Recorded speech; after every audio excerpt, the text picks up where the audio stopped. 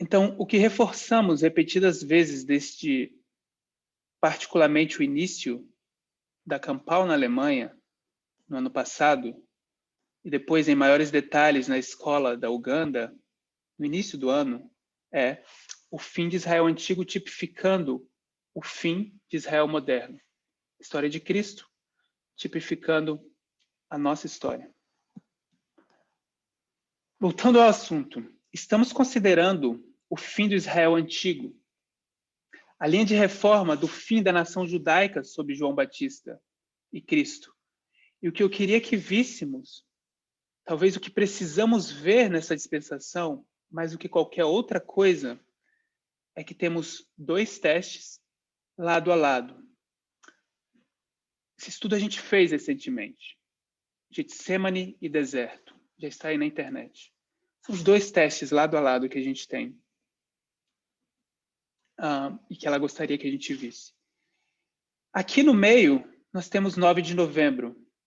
E usamos as duas linhas do fim de Israel antigo, como você pode colocar, o Getsemane no final de uma dispensação e o deserto no início da outra ou da atual dispensação, a dispensação que nós vivemos hoje. Estes são os dois períodos de tempo consecutivos, um ao lado do outro. E o que isso lhe permite fazer é comparar e contrastar os dois períodos de tempo de teste. Bom, só um comentário, esse estudo está traduzido como, está no YouTube como Falsa Liberdade, parte 1 e 2. E também foi feita uma outra abordagem recentemente nos estudos que eu lecionei há pouco tempo. Ok? Então a gente não vai entrar em detalhes nisso aqui. Assim, considerando que estamos aqui onde? Nesse lugar. Ok? Entre 9 de novembro e o fim dessa dispensação. Nesse período de tempo, a sacudidura e a divisão que ocorreu torna-se muito importante que compreendamos esse período de tempo. E não é minha intenção ir mais fundo nisso, nesta apresentação. Vamos fazer a transição para um estudo da história milerita. Mas essa é uma mensagem de vida ou morte para entender. E é por isso que passamos escola após escola, campal após campal, tendo todos quantos possíveis, todas as pessoas, quanto possíveis, conscientes dessa comparação e desse contraste. Getsemane e deserto. Isso não é de alguma forma um estudo completo que nós estamos fazendo aqui. Já foi feito em outros lugares. Então, isso precisava ser feito primeiro. Então, começamos a olhar para Israel moderno. E o que revisamos na semana passada foi que podíamos entender claramente que Cristo deveria voltar na história dos mileritas. Em 1863, para ser mais precisa. E depois, na história de 1888. Assim, passamos parte da aula da semana passada olhando para essas duas histórias e revendo o assunto. Depois, trouxemos esse conceito ao que chamamos de tripla aplicação profética, para entender a nossa própria história é entender a primeira e a segunda, particularmente a história milerita, o alfa, para explicar o ômega.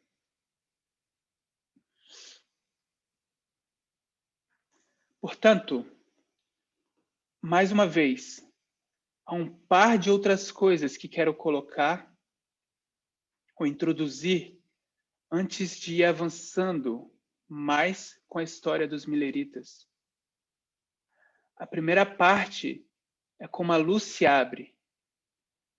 Portanto, vou usar alguns exemplos, porque o que vejo acontecendo é que à medida que a luz cresce e a nossa compreensão da mensagem aumenta, olhamos para trás ao que ensinávamos antes e o que entendíamos antes, e o que acontece? E sentimos cada vez mais que a nossa compreensão na história anterior, se a gente for ser gentil, era simples demais. Se a gente for colocar de uma forma um pouco mais feia, estava simplesmente errada. Esse é um ponto importante para a consideração, dado que o que a gente observa, ou tem observado cada vez mais no movimento hoje, é as pessoas saindo, ou quando as pessoas saem, alguns problemas estão juntos com isso. Parte desses problemas parece que está mudando tudo, né?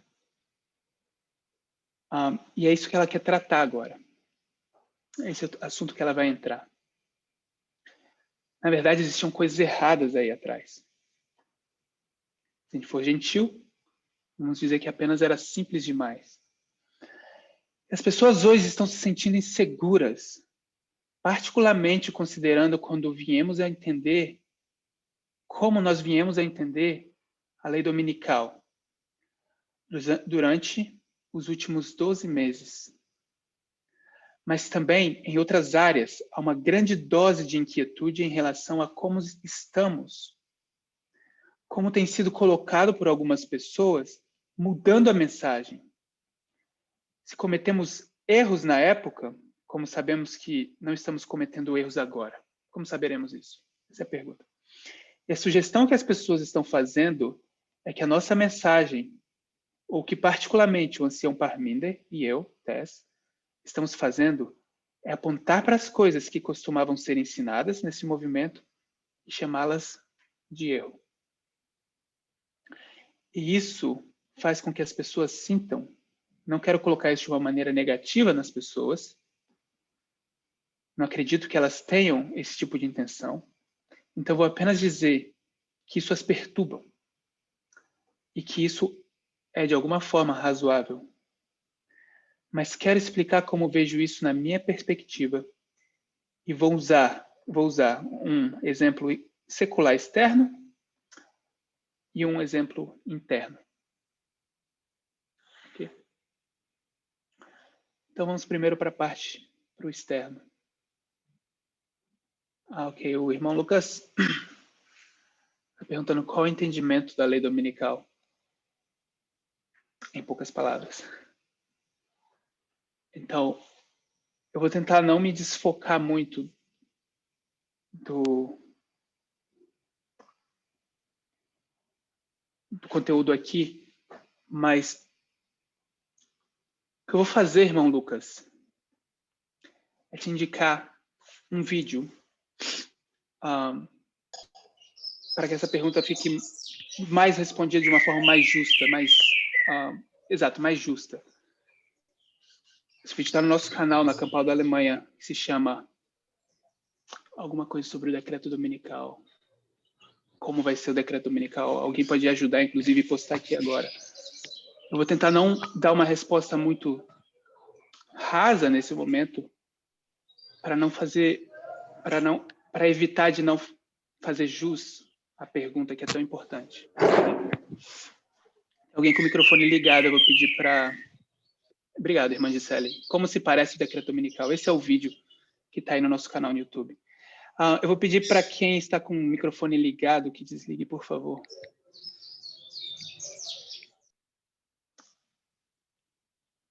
Por nada.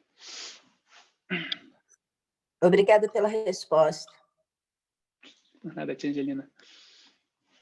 Irmão Wesley? Sim, irmã Márcia. Irmão Wesley, só queria voltar rapidinho num ponto ali no parágrafo que o irmão disse, que para mim ainda não ficou um pouquinho... O irmão pode voltar no parágrafo anterior? É só uma linhazinha. Seria esse parágrafo que eu tenho aqui na tela? Não, o parágrafo anterior. Se o senhor descer um pouquinho a tela, vai aparecer. Quando ela diz que o aumento de luz... Quando o aumento de luz...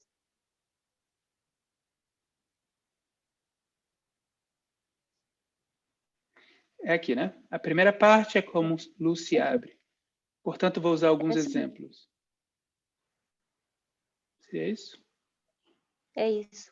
Pode continuar. No momento que cresce, que a luz cresce, a nossa compreensão da mensagem aumenta. Olhando para trás, ao que ensinávamos antes, ao que entendemos antes, e sentimos cada vez mais a nossa compreensão da história anterior era, sendo gentis, essa parte, sendo gentis, simples demais, ou colocando de forma mais feia, estava errado. O que ela quis dizer aí, irmão? Ok, eu vou falar com as minhas palavras. O que ela quis dizer é, quando nós hoje olhamos para o início da nossa história como movimento, que começou estudando o quê? Daniel 11, 40, 45. Quando a gente olha lá para trás, para a dispensação anterior, se a gente for gentil com aquela história, a gente vai simplesmente chamar de que a nossa compreensão naquele tempo era simples demais. Mas se a gente for ser um pouco mais, não sei qual a palavra antônima para gentil, se a gente for um pouco mais rude, se a gente não for muito legal conosco mesmo, quanto àquele tempo, a gente vai dizer que, na verdade, a gente tinha uma compreensão errada. Irmão, Pois não? continuando com o que a irmã falou e continuando com o que você falou, você é capaz, nesse momento, de repente você não é, nesse momento, você é capaz de apontar nesse momento, de forma bem objetiva, o que deixou de ser certo e passou a ser errado. Não precisa ser tudo, alguma coisa. Deixa eu fazer uma coisa aqui. Desculpe. Eu acho que é porque, Angelina, não tinha esse todo o conhecimento que nós temos hoje. Lá eles tinham conhecimento para a época. Conforme a luz, o conhecimento aumentou, a gente voltando lá, a gente vê que o que eles pensavam, que o que eles entendiam, para a época deles estava suficiente, mas hoje, depois do passar do tempo, para nós, a gente percebe que lá para eles não tinham o entendimento completo como nós temos hoje. Eu vou dar alguns poucos exemplos, porque eu realmente não quero que a gente saia por completo da leitura, mas alguns poucos exemplos. Um já foi mencionado no texto. Nossa compreensão de como se parece o decreto dominical. Mas um outro exemplo, ou seja, conectado com isso, outro exemplo é como nós mesmos entendemos aquilo que é chamado de nova ordem mundial.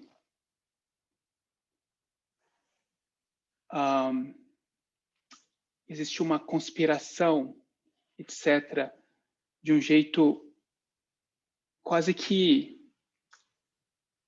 uma fábula, se pudesse dizer dessa forma, sendo vendida como profecia. E a gente também hoje entende isso de uma forma bem mais precisa, bem mais madura, se a gente for falar dessa forma.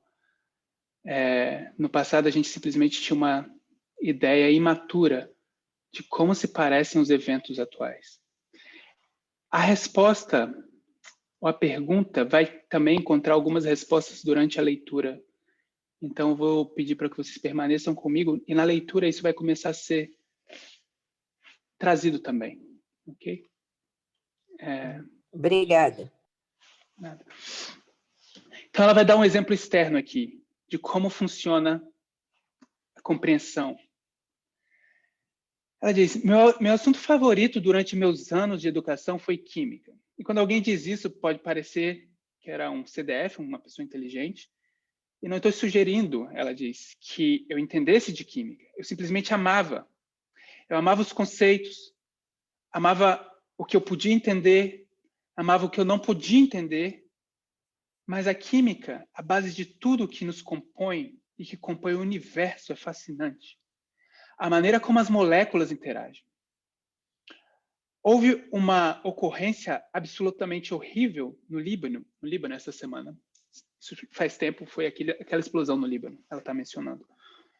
Quando se olha para o que aconteceu em Beirute, e além de devastador custo humano, como é que essa substância pode causar tamanho dano?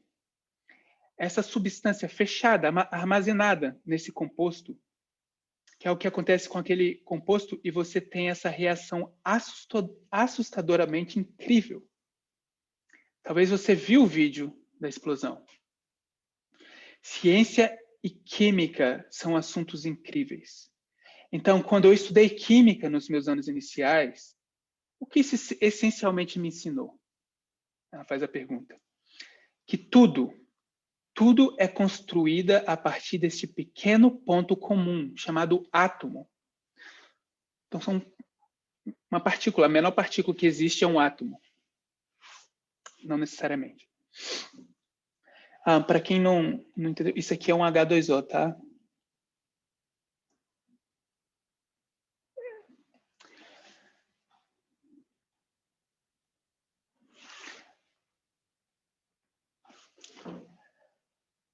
Que você só tem esse pequeno ponto e ele compõe tudo o que você vê ao seu redor. Da água ao ouro, a pele humana, tudo é composto pelo átomo. E é assim que o assunto é introduzido. E então, conforme você avança nos seus estudos na escola, eles começarão a ensinar-lhe que, na verdade, existem partes menores desse átomo. Então, eu vou tomar o exemplo da água, H2O, e dizer que é essencialmente esse átomo de hidrogênio, esse elemento de hidrogênio com esses dois elementos de oxigênio conectados. E isso começará a mostrar a você que esse bloco de construção é mais complexo. Este é apenas um simples exemplo. E começará a mostrar todos os diferentes átomos. A escola vai começar a te mostrar isso. Todos os diferentes átomos que compõem o universo. Então é progressivo, é gradual a forma como você aprende na escola sobre os átomos. Isso faz com que você passe para a próxima série. Então, vou pular para o último ano da escola de química, quando eu fiz química.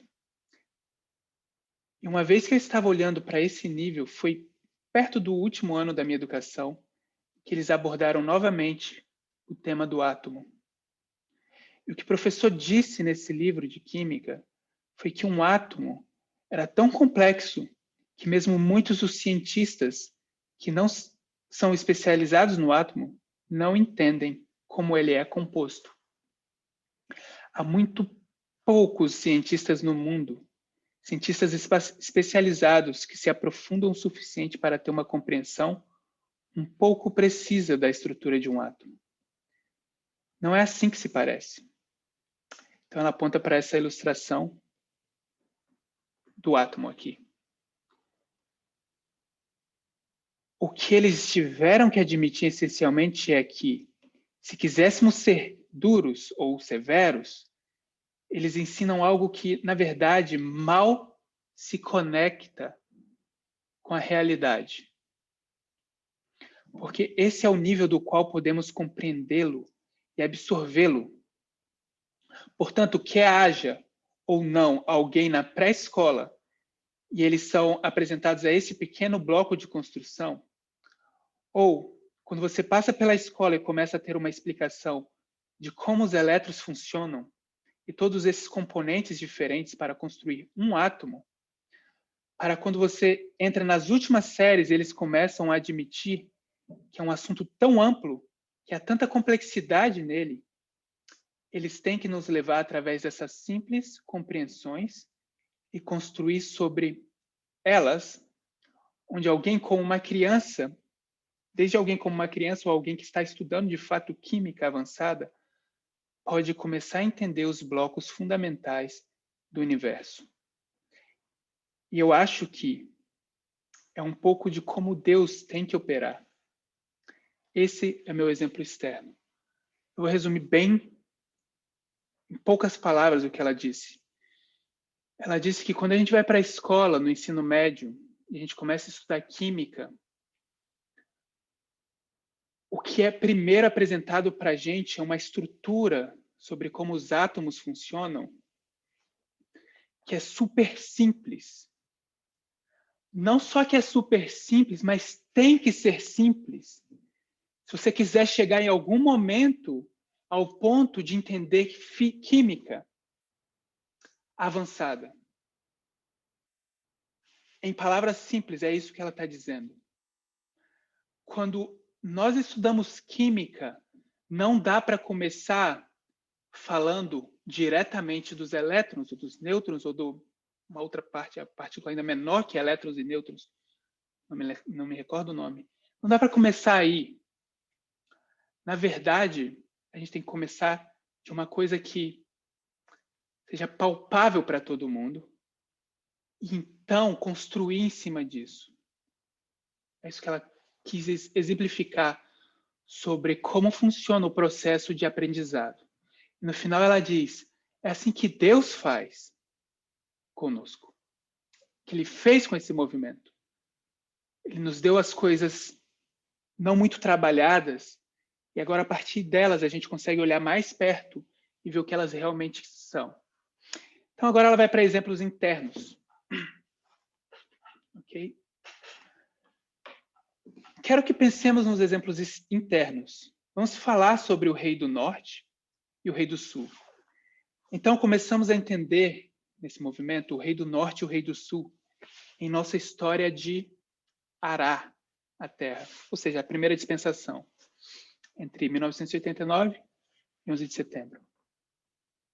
Para quem quiser ver isso graficamente, está aqui. Nossa história do Ará, Daniel 11:40, parte B. O que se abre para nós em Daniel 11 é uma pergunta. O que se abre para nós em Daniel 11, verso 40? Eu vou apenas colocar 1996 para ser ampla aqui.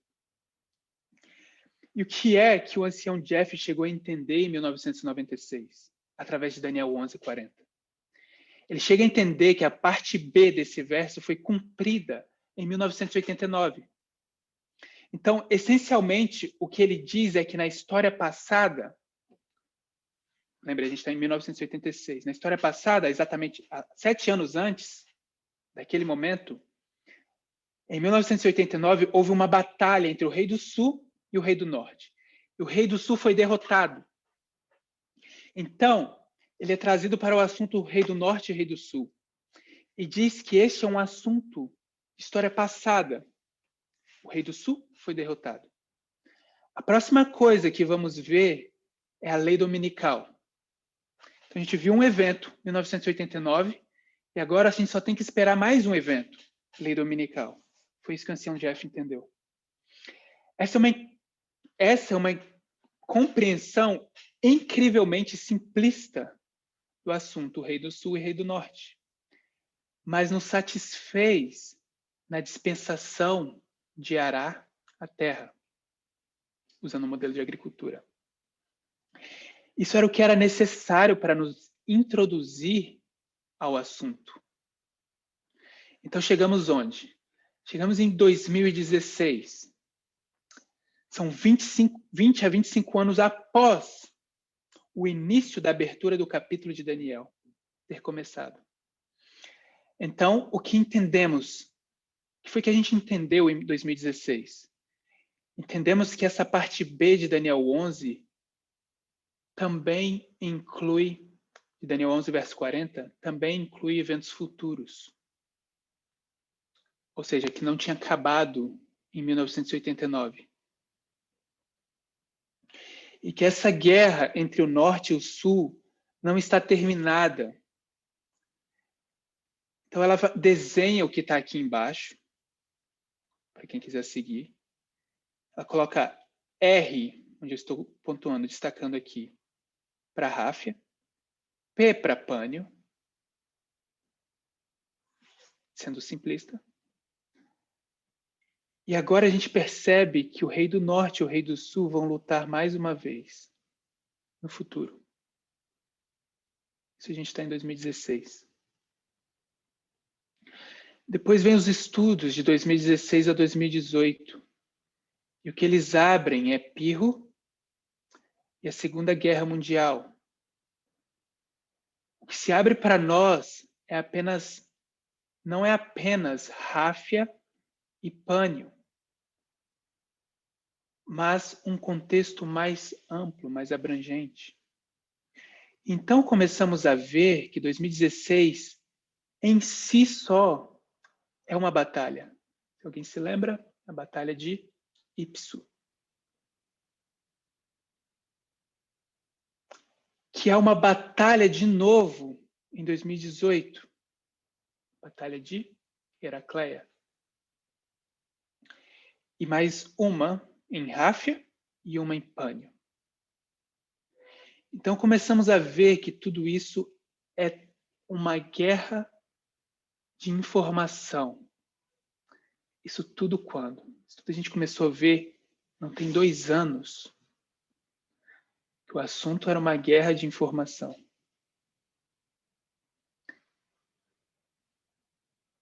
Então, esse gráfico, vou deixar aqui para que vocês entendam. Eu acho que dá para pegar aqui a ideia que isso é uma linha de reforma com os eventos. Esta é uma guerra de informação atual, está acontecendo agora. E ao estudarmos a guerra de informação, vemos também que ela envolve procurações. É uma guerra por procuração. Isso a gente já discutiu bastante, o que é uma guerra por procuração. Afeganistão, Estados Unidos, Rússia, em guerra dentro do Afeganistão. Um apoia um grupo, outro apoia outro grupo. Esses grupos brigam dentro de um país que não é dos interessados. E a guerra que está acontecendo ali, entre Estados Unidos e Rússia, não tem combatentes diretos de Estados Unidos e Rússia. É uma guerra por procuração. Então, começamos a entender o conceito de ferida mortal e de morte. Se alguém quiser lembrar, ferida mortal, 1989, morte, 91. A ferida mortal na União Soviética, o final do desmantelamento da União Soviética, 91. Pânio, ferida mortal do Rei do Sul, morte, decreto dominical. Isso nos explica 1989, 91. Em conexão com isso, Pânio e decreto dominical, o que a gente mencionou agora. Assim, agora, até o próprio decreto dominical se torna parte do tema do Rei do Norte e do Rei do Sul. Então, começamos a entender a Primeira Guerra Mundial. Isso volta e explica 2 guerras anteriores em particular. A Guerra do Golfo, em 91, Bush pai, e a Guerra do Iraque, em 2003, Bush filho. E outros marcos também. Portanto, essa é apenas uma visão geral, muito rápida. Há outros detalhes que começam a se abrir.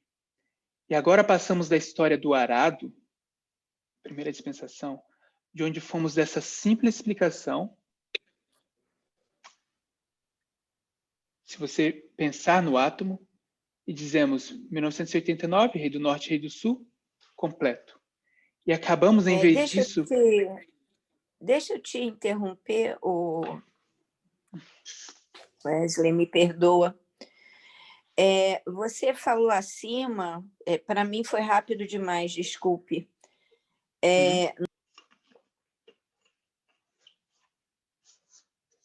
Não te ouço. Angelina? Alô? Oi. Agora eu te ouço. Ouvindo? Agora sim. Eu não estou enxergando.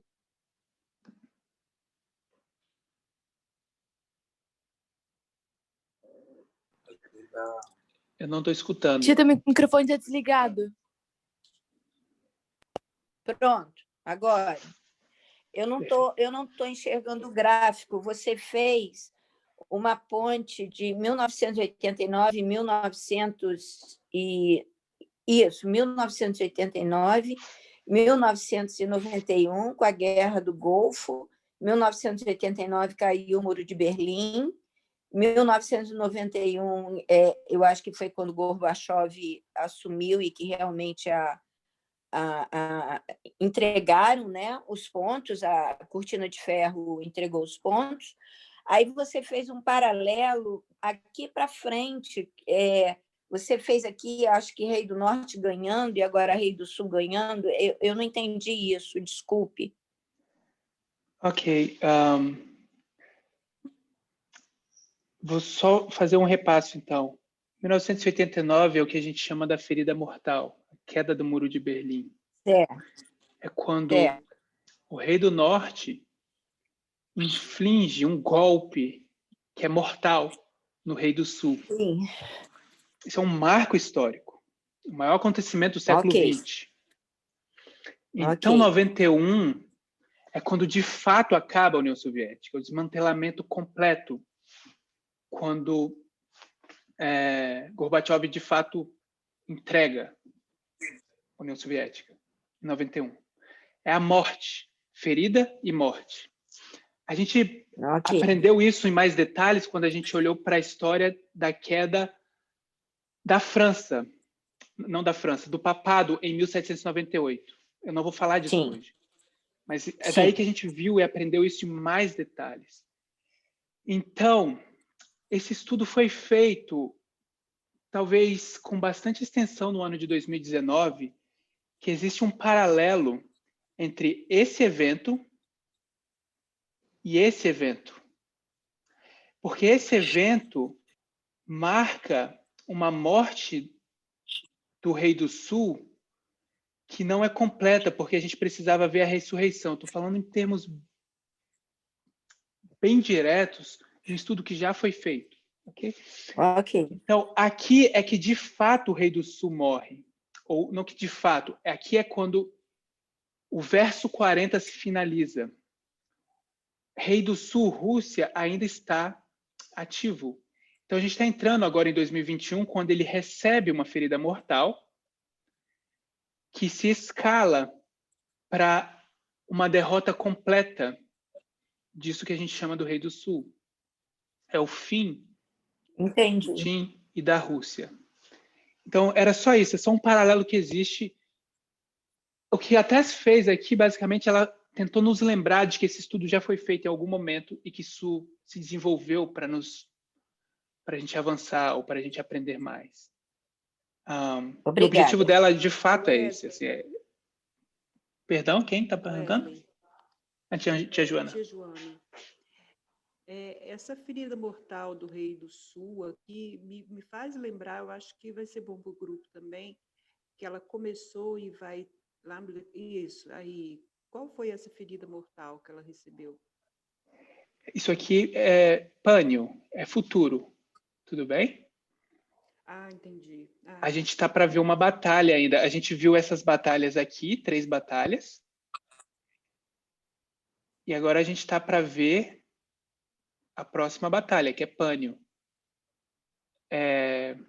Que basicamente tira Putin ou Rússia da coisa. Enfim, sem querer entrar em detalhes o que isso se parece. Mas isso é futuro. Se eu pudesse colocar o ano, isso é ano 2021, né? Ok, obrigada, Wesley. Por nada. Então, irmão, onde a gente... Pois não? Quem está falando? Irmão, bom dia. A irmã Gisele? Só queria fazer um comentário. O que eu acho que a tia... Isso. O que eu acho que a tia também, Angelina, pode não ter entendido, é o motivo do gráfico. Estava dando aí o exemplo do átomo, né? Uma compreensão simplista para depois algo que se desdobra em algo complexo. O que o gráfico estava querendo mostrar é que a gente tinha uma compreensão bem rasa e simples do papel do Rei do Sul, que nos satisfez no período do Arado. E depois, a partir de 2018, a tese veio trazendo a luz de algo complexo que se desdobrou, e agora a gente tem uma luz completa sobre o Rei do Sul. Seria isso? Exato. Muito esse é de fato também, o ponto. Gisele. Não cheguei tão longe, mas gostei da sua complementação. Esse é de fato o ponto. O ponto não é tanto fazer um estudo a respeito de cada detalhe desse, senão que nos lembrar de como começou simples e a gente chegou nesses níveis de detalhes. Obrigado. Então, Ela continua e diz: assim, agora, até o próprio decreto dominical se torna o tema do Rei do Sul e Rei do Norte. Então, começamos a entender a Primeira Guerra Mundial. E isso volta e explica as guerras anteriores, em particular a Guerra do Golfo, a Guerra do Iraque, e outros marcos também. Portanto, essa é apenas uma visão geral, muito rápida. Há outros detalhes que começam a se abrir. E agora, passamos da história do arado, de onde fomos desde essa visão simples, essa explicação simples. Se você pensar no átomo, dizemos 1989, Rei do Sul, Rei do Norte, completo. E acabamos, em vez disso, com um complexo. E acho que construído maravilhosamente, entendimento do tempo do fim, até o verso 41 e a lei dominical.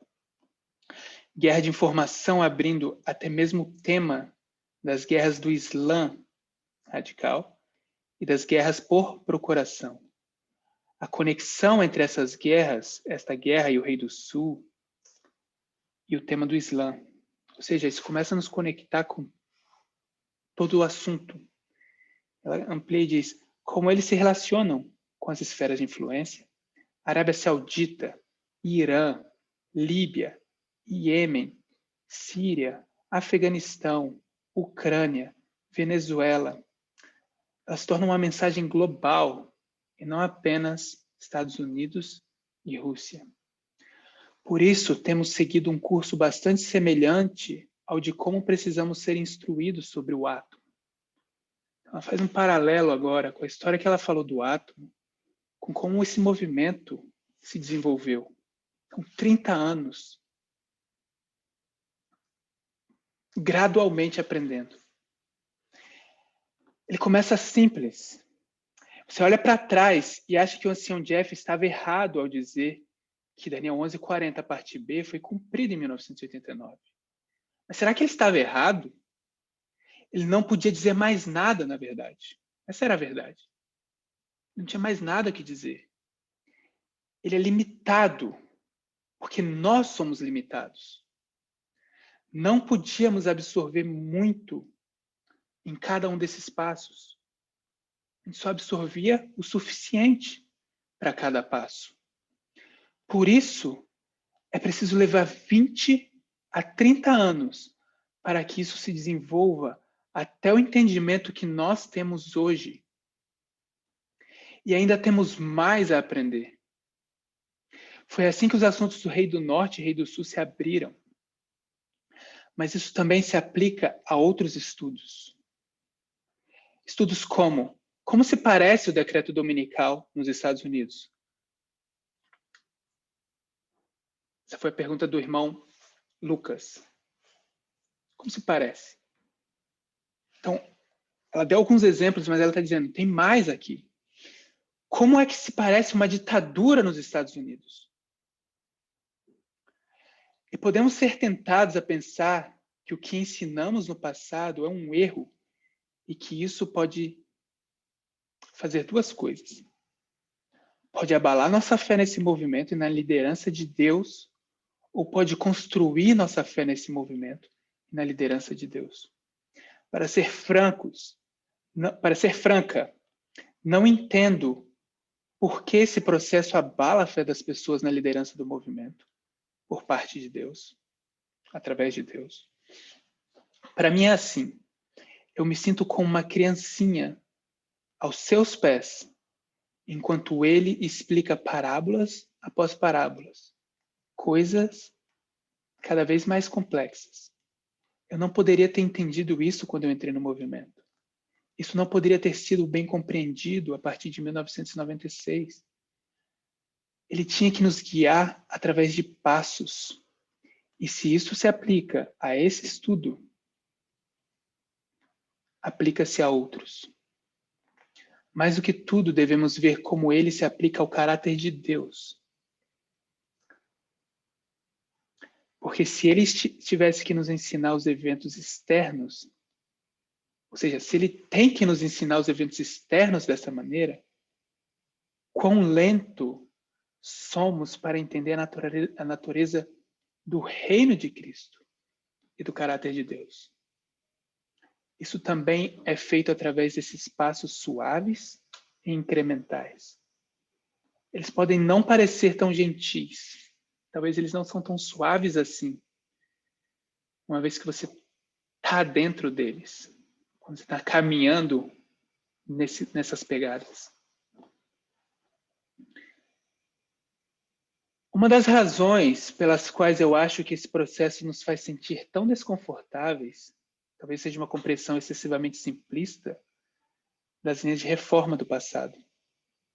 Portanto, se você voltar à história milerita, como foi discutida esta manhã, pode haver uma tentação de pensar que 11 de agosto de 1840 foi um assunto bem simples, história milerita. Eu certamente pensei, em um certo momento, que não havia outros eventos ao redor disso. Era 11 de agosto de 1840, acabou. Nenhum contexto mais amplo e que tudo o que aconteceu foi essencialmente isso. Ponto. Minha compreensão errônea, então, era que o Egito disse que, ok, vamos fazer o que vocês nos digam para fazer, nos submeteremos a vocês, nações europeias, e que, de alguma forma, foi só isso que aconteceu no dia 11 de agosto de 1840. E então, a predição se cumpriu. Quando voltamos atrás e observamos que os mileritas estavam realmente vendo dentro daquele período, os eventos externos que realmente os rodeavam, ficamos mais confortáveis com este conceito aqui. Qual conceito? De que as coisas gradualmente vão se evoluindo. Porque 11 de agosto não foi um evento que aconteceu no vácuo, do nada.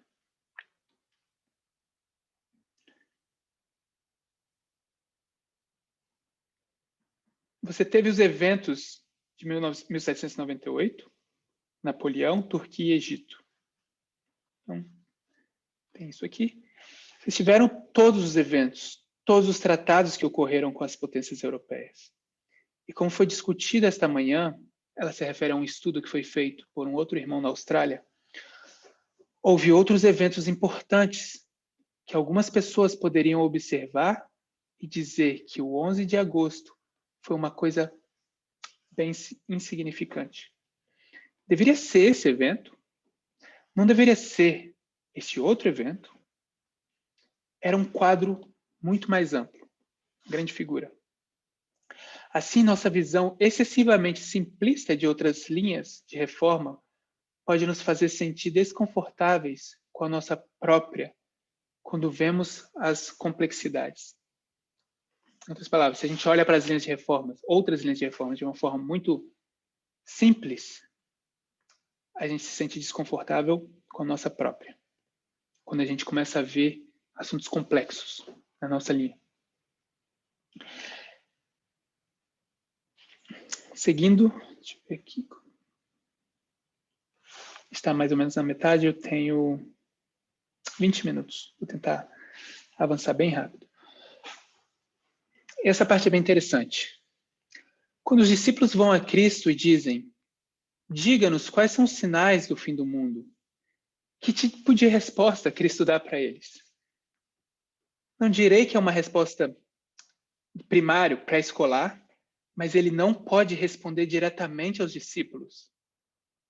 Então, ele lhes dá uma resposta que alguém que não entende os passos que ele estava dando pode considerar errônea, ou, no mínimo, enganosa. Mas ele, Cristo, tinha que dar-lhes uma resposta que pudesse satisfazê-los no momento, que pudesse dar-lhes algum tipo de conforto e estrutura. E então, com o tempo, eles entendem cada vez mais claramente quais são os verdadeiros sinais do fim.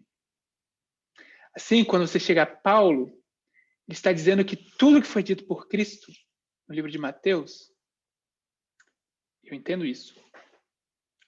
Mas o homem do pecado tem que ser revelado. Em outras palavras, não vai acontecer durante a vida de vocês. Os discípulos perguntam quando vai ser. Jesus responde. Quando chega Paulo, Paulo tem que explicar mais uma vez. Não vai ser agora. Vocês ainda não vão estar vivos quando isso tudo acontecer. Portanto, eles tiveram que passar pelos mesmos passos, ou pelo mesmo passo a passo, gentil, entre aspas, de educação. Não é gentil. Não se sente gentil quando você está vivendo naquela história. Portanto, quando eu e outros, não quero sugerir que aqueles que vieram antes ensinaram todos esses erros terríveis das quais precisamos nos arrepender. Tudo que estamos dizendo é que o movimento está avançando com a luz que avança e que pode tender a fazer com que a luz anterior pareça, vou apenas dizer, simplista demais. Aquela luz era exatamente o que esperávamos e o que podíamos absorver para chegar ao ponto naquela dispensação. Espero que através de minhas palavras confusas, que o objetivo disso seja claro. Vou nos lembrar disso à medida que formos avançando. Tá baixo para vocês todos? Eu estou falando baixo?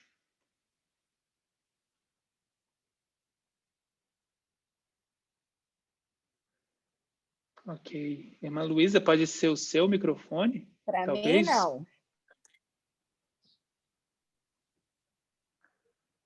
Eu estou Para mim está ótimo. suspeitando que pode ser o problema com o microfone da irmã Luísa. Ok.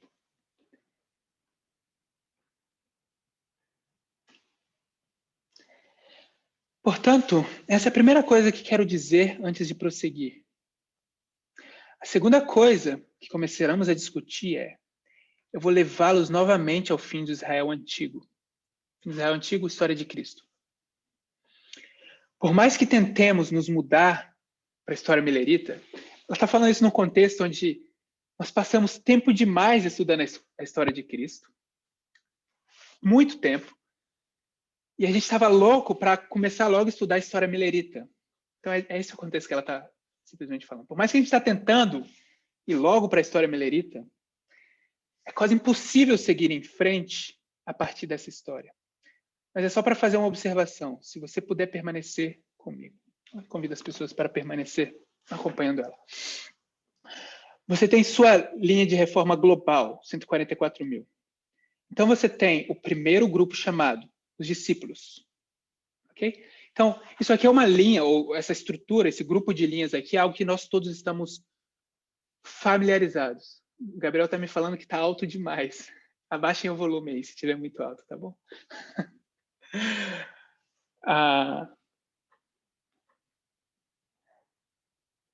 Então, esse grupo de linhas aqui é um grupo de linhas... Basicamente, a gente desenha quando a gente quer explicar os grupos que existem. Quantos grupos são? Alguém diria, são 4 grupos. Mas aqui a gente vai ver que, na verdade, são apenas 3 grupos. E não 4. Embora 4 linhas. Então, você tem colheita. Colheita, esse H, porque está no inglês, eu não refiz o desenho. O H é de harvest, que é colheita.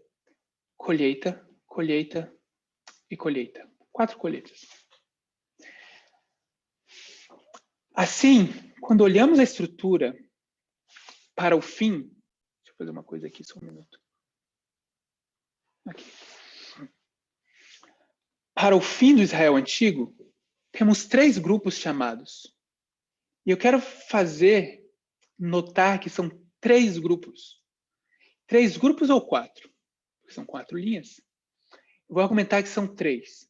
Você tem os discípulos, depois eles voltam para a nação judaica, no Pentecostes, depois você tem os gentios. Começando a colheita deles do mundo em 34 depois de Cristo, que se alinha com a lei dominical. Então você tem 3 grupos chamados. 2 pertencem à igreja e 1 pertence ao mundo. A razão pela qual eu digo 3 grupos chamados é qual? Quem representa os 144 mil? João. Naquela história, João está aqui. Ok? Então, João está aqui em seu tempo de angústia, em seu decreto de morte, sendo jogado em óleo fervente, sendo enviado para a ilha de Patmos, testemunhando o segundo advento de Cristo. Então, João não se torna, podemos dizer, como um grupo separado, mas ele é composto por esse primeiro grupo chamado. Portanto, há 3 grupos chamados. Há alguns poucos que vivem para essa dispensação, que são chamados a estar entre os 144.000. Mas eles são retirados destes grupos. Para ser precisa, direi, esse grupo singular. Por isso, há esses 3 grupos chamados. Portanto, quero ignorar este grupo aqui, a linha grande dos 144.000, porque ele não é separado desses 3. Na verdade, ele é apenas um composto do que já foi chamado. E nós os intitulamos sacerdotes, levitas e netineus. Essa parte do estudo é bem interessante, porque ela vai trazer uma compreensão bem... Talvez a gente ainda não aprecie a importância do que ela vai trazer para a gente, mas ela vai começar a dar algumas chaves para entender os netineus. Portanto, estamos de acordo com isso. 3 grupos chamados, 2 grupos da igreja, 1 do mundo. Quando entendemos esses 3 grupos, de onde os obtivemos? Por que não foi dessa estrutura? Então, ela está apontando... eu estou imaginando que para alguma linha, não consigo agora saber, porque isso é um transcrito, ela deve estar apontando para alguma linha, talvez Roma, talvez linha Milerita, talvez de Moisés.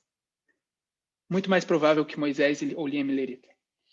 A compreensão desses 3 grupos no final do Israel Antigo ocorreu depois que nós entendemos que precisava haver 3 chamados separados. Esdras, correto. Entendemos isso a partir do nosso entendimento de Esdras. Portanto, eu só queria nos lembrar que ele se encaixa perfeitamente no fim do Israel Antigo. Então, se eu pudesse colocar aqui, isso é Esdras, é daqui que surgem os 3 grupos, dessa história. E se encaixa perfeitamente com o fim. Isso ela está dizendo, tá? Mas não conseguimos, a gente não retirou essa ideia de 3 grupos daqui, de Roma. Não entendemos esses 3 grupos por entender essa linha de reforma, essa aqui. Para reformular, existem 3 grupos para Israel Antigo, 3 histórias para Israel Antigo, 3 histórias para Israel moderno.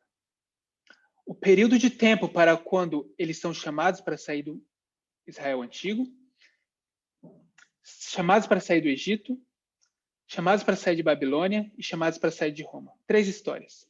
Está aqui.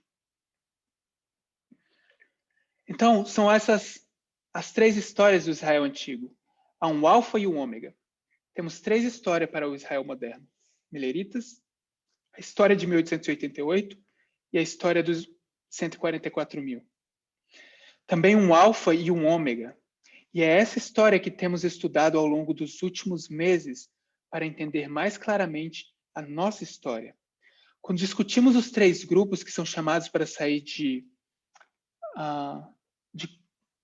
qual história nós entendemos isso pela primeira vez? Ou seja, a pergunta é, quando discutimos 3 grupos que são chamados para sair, a gente fala de sacerdotes, levitas e netineus, de que história a gente teve a primeira vez a compreensão desses 3 grupos?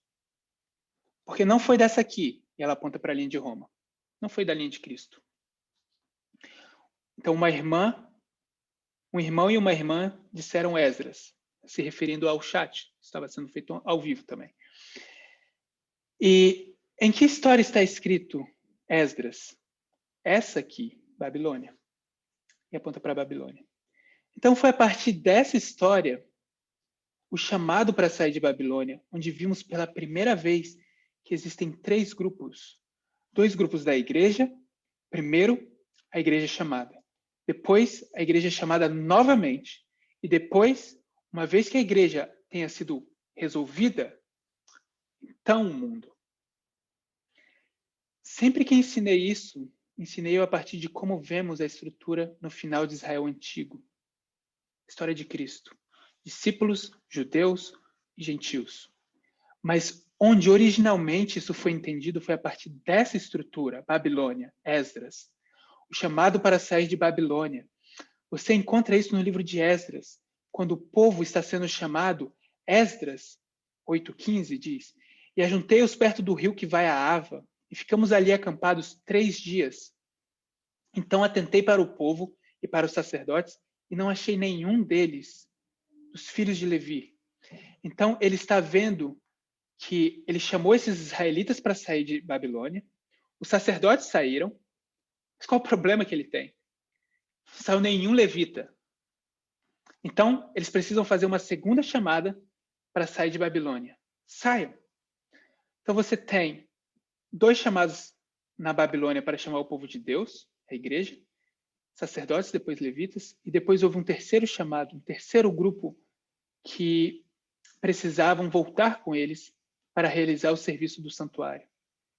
E isso foram os netineus. Então, a gente está perto de encerrar.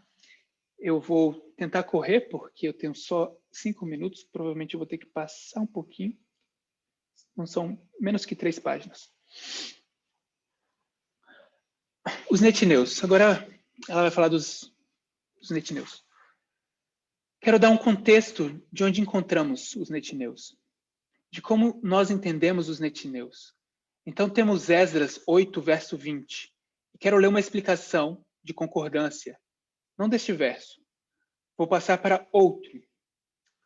Esdras 8:20 diz: e dos netineus que Davi e os príncipes deram ao ministério dos levitas, 220 netineus, que todos foram expressos por seus nomes.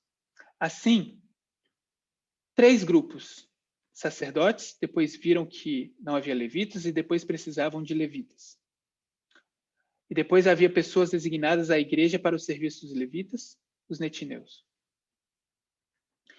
Quero que façamos uma rápida revisão de onde vieram esses netineus, de onde eles surgem.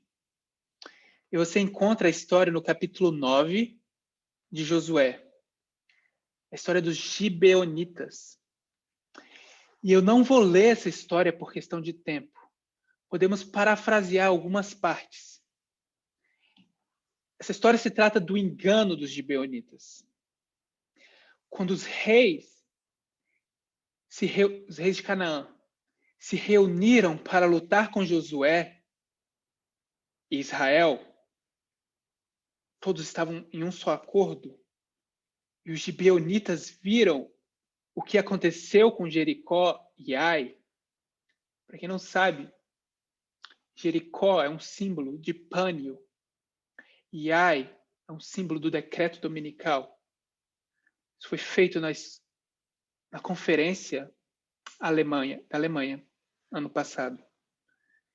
Quando os gibeonitas viram o que aconteceu com Jericó e com Ai,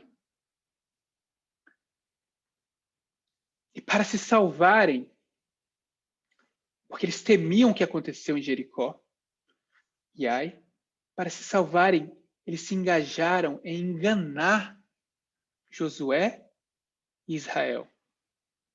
E por esse engano, Israel se une aos gibeonitas.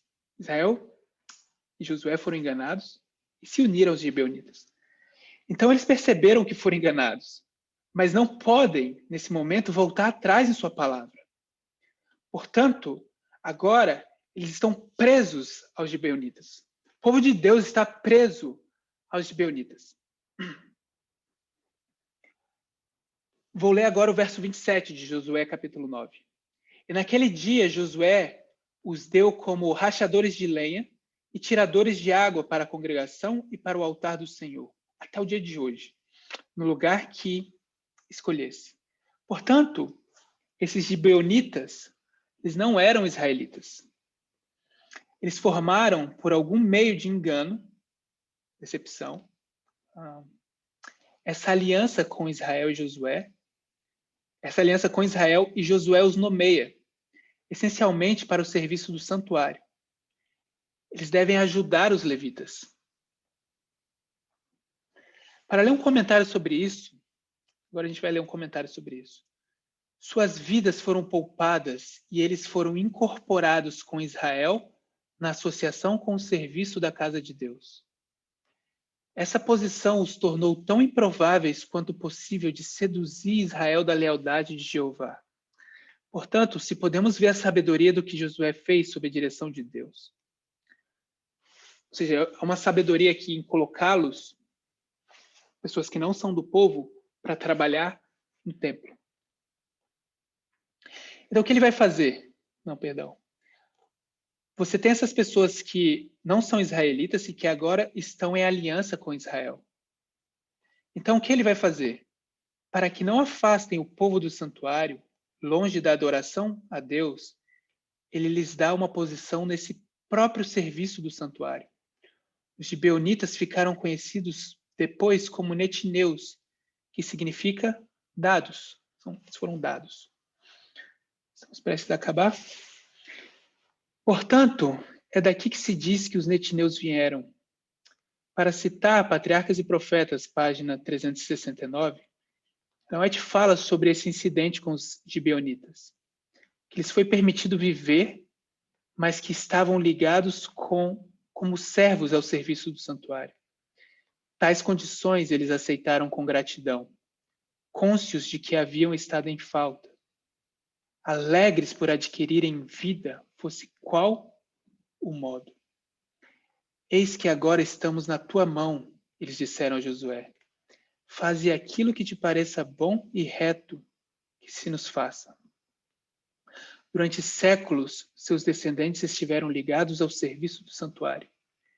Eles se tornaram os netineus, e isso deixa os outros reis de Canaã furiosos e consternados. Eles decidem imediatamente vingar-se dos gibeonitas. E os israelitas e Josué são forçados a, então, defender os gibeonitas. Portanto, se pudermos ver, eu não quero distrair com muito tempo sobre esse assunto, mas este é um quadro fascinante do que acontece.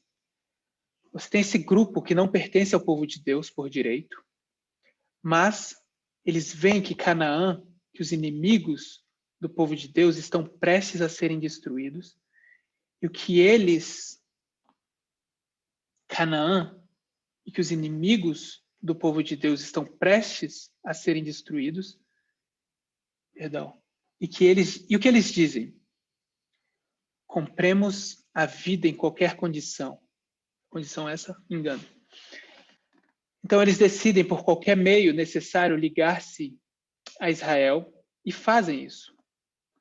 E para salvar não apenas eles mesmos, mas também os israelitas de serem atraídos ao paganismo. Eles são ligados ao serviço do santuário, instruídos a participar do serviço do santuário. No funcionamento da religião judaica, se posso colocar dessa forma. Eles são incorporados a isso em vez de serem separados para salvar tanto eles quanto o povo israelita de serem atraídos para o mundo, para a apostasia. E quando fazem isso, o povo, os reis de Canaã, fora dos gibeonitas, se enfurecem com eles, decidem fazer guerra com eles, e são os israelitas que são forçados a intervir e defendê-los. É o povo de Deus que vai defender esse povo. Portanto, sem ir mais longe nisso, se você puder imaginar em sua mente o tipo de parábola que isso está criando. Deixa eu ver, estamos aqui na última página. Tudo o que eu queria fazer era explicar esse terceiro grupo, os netineus, que existiam 3 grupos associados ao serviço do santuário. 2 eram israelitas, mas um não era. Um veio de fora de Israel. 2 pertenciam à igreja. Um pertencia ao mundo. Portanto, quando o povo está sendo chamado para sair de Babilônia e voltar para Jerusalém, para restituir os serviços do santuário, eles precisam de 3 grupos para deixar a Babilônia. E você tem os sacerdotes chamados, os levitas chamados, os netineus chamados. Nós primeiros entendemos isso pelo livro de Esdras, que explicou essa história intermediária quando eles são chamados para sair de Babilônia. E quando eu ensinei isso, e entramos nessa história, a de Roma, demonstramos quanto ou como isso é evidenciado para sair do paganismo romano. Se eu posso simplificar ou nos lembrar da história do touro ápice, e discutimos então do que as pessoas estavam sendo chamadas para sair, de onde elas tinham que sair. Esse é um outro estudo que ela está mencionando. Portanto, esses são dois pensamentos separados que eu queria introduzir, que parecem todos desconectados, mas que são cruciais à medida que avançamos para entender o que estamos discutindo. O primeiro ponto que devemos entender é que, à medida que avançamos na linha de reforma, agora está só resumindo o que foi falado até aqui, tá?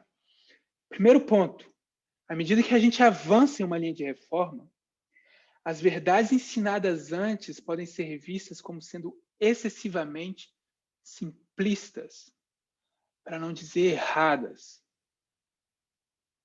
À medida que nossa compreensão cresce, como a irmã Gisele mencionou, 1 Coríntios 13, antes a gente era criança, falava como criança. Agora a gente é adulto, fala e pensa como adulto. Cresce e se desenvolve não apenas da mensagem, mas a metodologia utilizada para desembrulhá-la ou desenvolvê-la, se podemos estar confortáveis com esse conceito. O segundo ponto que eu queria que nós nos lembrássemos é de onde recebemos esse conceito dos três grupos: sacerdotes, levitas e netineus. 2 da igreja, 1 do mundo. Nós conseguimos daqui, do chamado da Babilônia. Mas o desenhamos mais claramente nas linhas de reformas associadas com o fim de Israel antigo. Aqui. Então, aplicamos isso ao fim de Israel moderno e vemos dois chamados da igreja. Depois, ao mundo na lei dominical.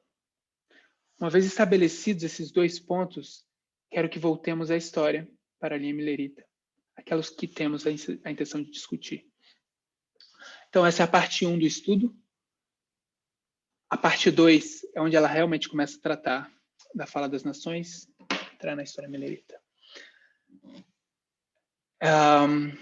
Espero que tenha sido uma bênção, embora tenha sido uma leitura de um estudo que já foi feito, não tenho certeza se já está traduzido ao português, mas isso vai acontecer mais frequentemente.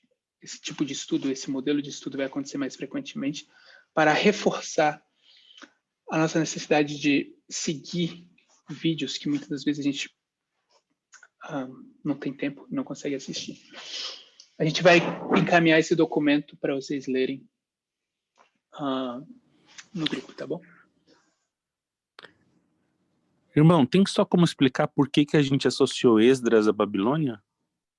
Esdras ele é um escriba, né? Um sacerdote responsável por chamar o povo a sair de Babilônia. No capítulo 7 e 8 de Esdras é aí onde ele está período de cativeiro.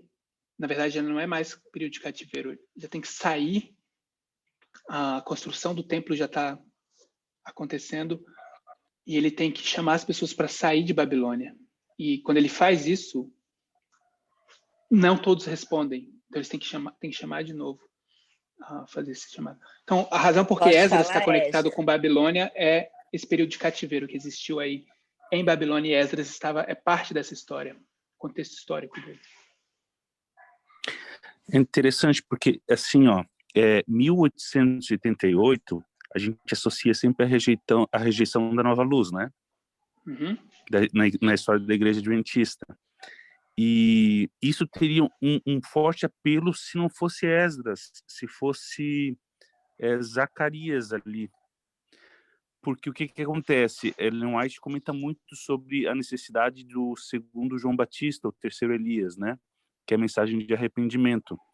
E exatamente a mensagem de Ageu e Zacarias, que eles dão, que é onde vem Zorobabel, que daí faz a reforma do templo. Isso não é bom. Um barulho aqui, gente. Alguém está com o microfone ligado. O que eu faço? tentar descobrir quem é. Se ligaram.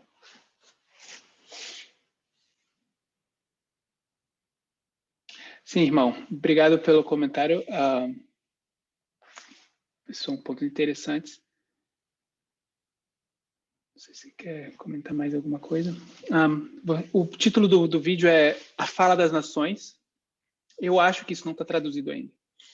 Mas, basicamente, a gente tem a transcrição aqui, então vocês podem estudar palavra por palavra.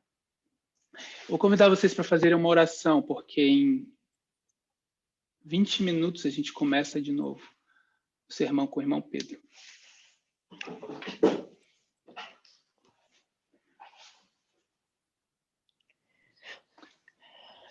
Querido Deus e Pai que está no céu, somos gratos pelas suas bênçãos, pela misericórdia, pela oportunidade de estudarmos, para olharmos para esse vídeo com calma, fazer essa leitura, pelas bênçãos que é poder voltar e ver o que já foi ensinado.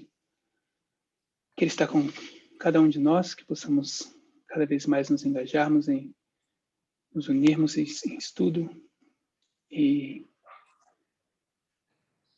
aprender esses detalhes que são tão importantes para os passos que estão sendo dados e que ainda vão ser dados nesse movimento, pelo movimento e por indivíduos. As bênçãos te peço. Quero voltar mais uma vez a lembrar nossos 3 pedidos de orações especiais. O pai do irmão Carlos, a mãe da irmã Ana e o sobrinho da irmã Petinha, que estão passando por um problema de saúde, Covid. Que você possa abençoar eles. Por favor, nos guie no restante desse sábado, programa de sábado. Em nome de Jesus Cristo, peço essas bênçãos. Amém.